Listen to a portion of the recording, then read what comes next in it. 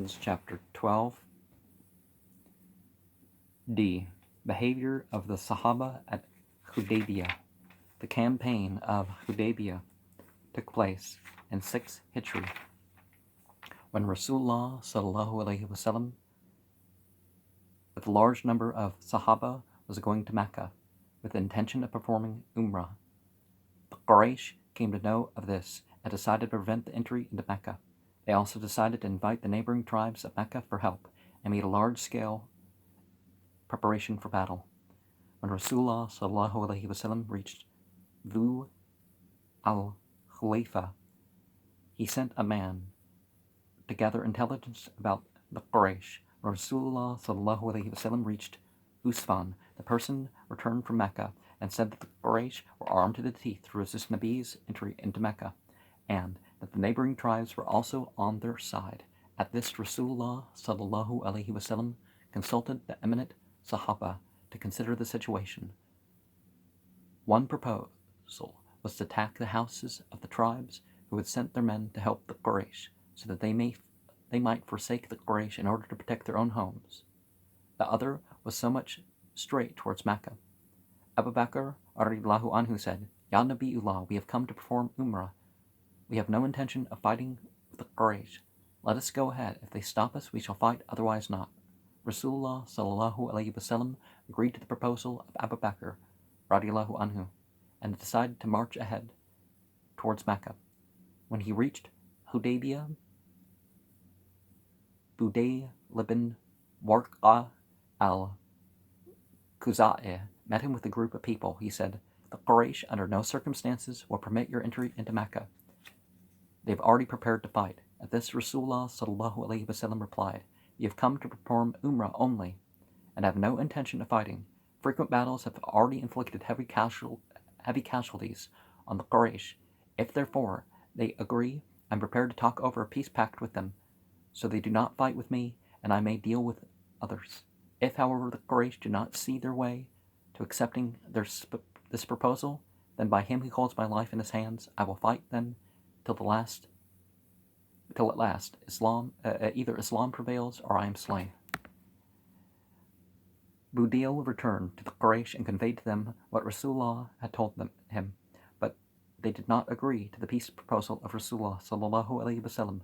Talks between the two sides, however, continued, and at one time the Quraysh sent Urwa ibn Mas'ud al-Thaqafi as the plenipotentiary. Urwa had not then accepted Islam. Rasulullah ﷺ said to him what he had said to Fadail. Urwa said, "O Muhammad ﷺ," well, I don't think he said that part. "If you want to slay all the Arabs, you cannot possibly do so, as none before you has ever succeeded in putting an end to all the Arabs.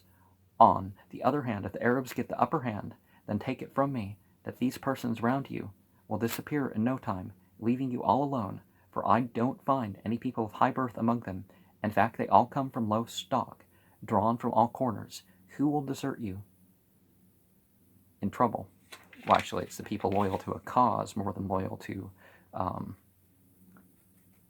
their status that fight the hardest. Abu Bakr, standing close by, was infuriated at this statement and resentfully told Urwa, "Go and fawn upon your goddess Lot.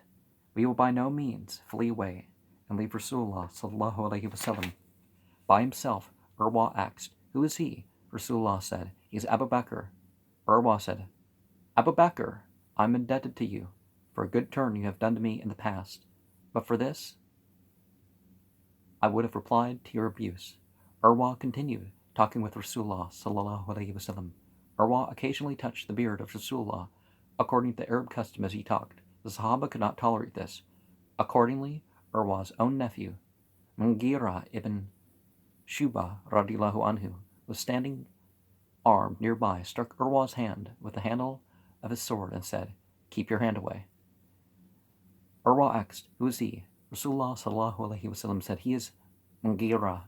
Urwa said, "O you betrayer, how dare you maltreat your uncle who is still suffering from your misbehavior?" Before Islam, Mughira radiyallahu anhu had killed a few persons. Urwa paid the blood money on his behalf and was referring to this incident During his long talk with Rasulullah sallallahu alaihi wasallam, Urwa had been quietly observing the behavior of the Sahabah towards their master, so that when he returned to the Quraysh, he said to them, "O Quraysh, I've been as envoy to many great kings, and I've seen the courts of Qaisar, the Khusru, and the Negus. By Allah, nowhere have I seen the people around a sovereign so respectful to him as I have found the Sahabi of Muhammad, sallallahu alaihi wasallam. When Muhammad spits, they rush to receive the spittum in their hands before it touches the ground and anoint their faces with it. Hardly a word escapes his lips before all of them run to carry out his wish. When he makes wudu, they fight with one another to collect some drops of the used water before it falls to the ground. If anyone fails to get that water, he touches the wet hands of the person who got it and then rubs his own hands on the face. When they speak in his presence, they speak in a low voice. They do not lift their gaze to look at the face out of respect for him. A hair falling from his head or beard is preserved to get barakah from it. He is looked upon with great respect. In short, I have never seen any group of people so devoted to their master as I have seen the Sahabah